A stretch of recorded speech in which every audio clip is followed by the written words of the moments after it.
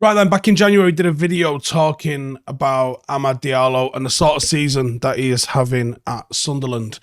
And when we signed Diallo back in 2021, we didn't really see too much of him since then. He's only made 9 appearances in a United shirt. And he's had a couple of loan spells, and those loan spells have differed. Some have been pretty poor, and the current one that is on at Sunderland is actually very impressive. He's got 9 goals, 2 assists for Sunderland this season in the Championship, which is first season where he's really been a starter. 20 starts, he's come off the bench a few times, but in 20 starts, 9 goals, 2 assists is a hell of a return. He was also voted Championship Player of the Month back in December, which highlights just how well he is playing. He's not like, oh, yeah, he's doing all right. No, he's playing very well. I think it's worth having a look whether Amad could be any benefit to the side next season. So there's no doubt that Ten Hag and the coaching staff will be having a look at it. I think we should have a look at it as well.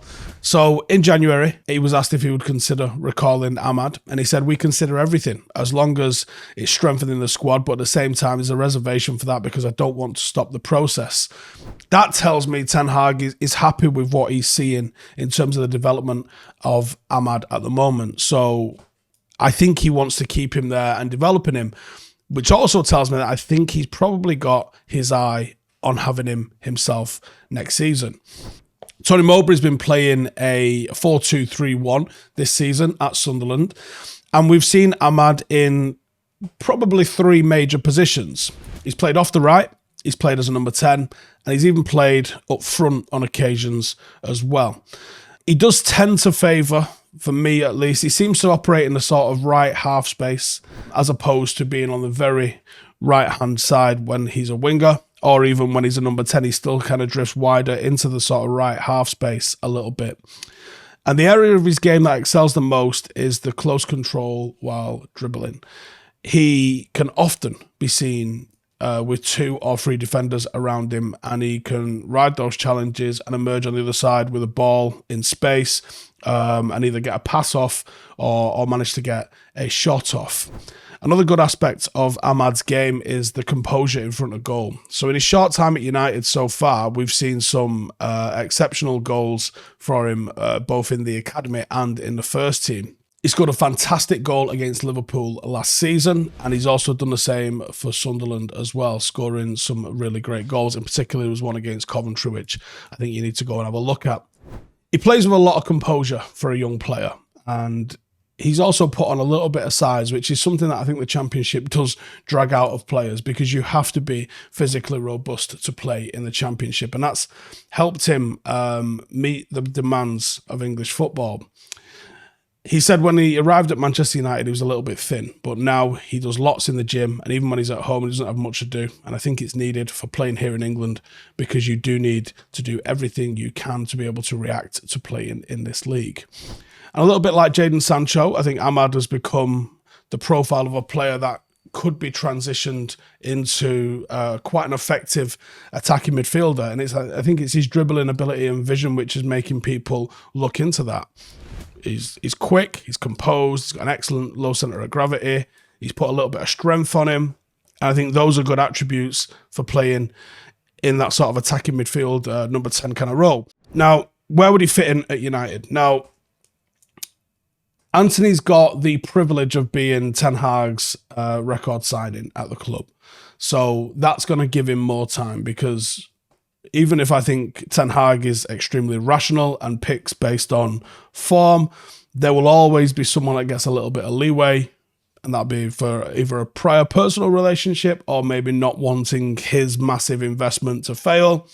So he gets more massive investments in the future. There's always a little bit of politicking going on when it comes to selecting the 11. Now, if you play him out wide, you're going to have him going head-to-head with Anthony. And that might be good.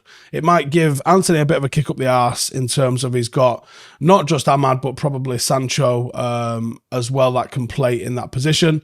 And it means that he needs to stay focused and stay on the top of his game. Otherwise, there will be people waiting to come in. And obviously, you've got the likes of Marcus, Sancho, Garnacho that could also fill in on the opposite side. So that gives Manchester United some real options at both the right wing and at the left wing. Obviously, injuries occur, rotation happens, you want backup. I think it's wrong to assume that Amad would be like the 5th choice winger.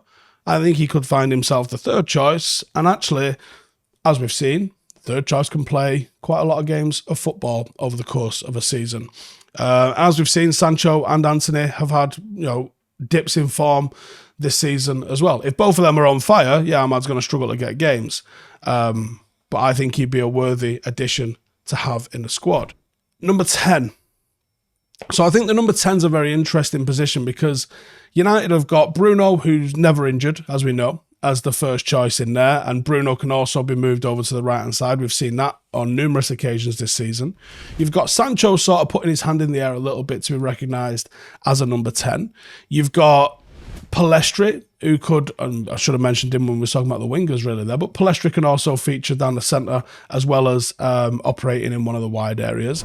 You've got Sabitzer, you've got Van der Beek, although I'm not sure Van der Beek will be here past the summer, but you have got Sabitzer, Van der Beek, you've got Christian Eriksen. There is a lot of players in that number 10 sort of role for United that could definitely come and do something. And we've even seen, Wout Weghorst come in and play there. So I think Bruno getting some rest by having a load of those players in the mix is a good option. But because of the depth in that area, I think Amad would struggle. I think because of the quality required to play Premier League Manchester United number 10, I think is a little bit different to playing it in the Championship. I think probably on the wing would be his best option. You've got a 3rd option potentially as well, and that is to go out on loan again. Now, I think this is actually the most likely option. I think having a breakout season the way he's having with Sunderland has been massive for his development. And I think it would be now the time to say, okay, well, can you play top flight football? And it doesn't necessarily need to be England, although I think being in England would be the biggest benefit to him. But I think top flight football, maybe if he goes abroad somewhere that's going to get European football, I think the loan is probably the most likely option. The more games he plays, the more he's going to develop. And if Ten Hag's not certain that he'll play at United, then he needs to go and find somewhere that he will play. And if he gets Sunderland promoted, maybe stay with Sunderland and see what he can do in the Premier League with them next season. You guys let me know your thoughts. What do we do with Amad next season? He is forcing the issue himself with the level of performance that he is putting in. Do you see him being part of the first team, or do you think continue his development on loan somewhere? Let me know in the comments. See you in the next one. Hey, thank you for watching the video. If you are new around these parts, then don't forget to subscribe. My channel is proudly supported by my community on Patreon. If you'd like to get a little bit of extra content, a Discord group, meetups, five-a-side games, weekly podcasts, behind the scenes, and even an occasional bit of transfer news as and when I get it, then for the price of a pint, you can show your appreciation for the content that we make and get some goodies for doing so as well. Check the link in the description or click the button right here. You'll also find all of my socials here too if you want to follow me on any of those platforms. Nice one.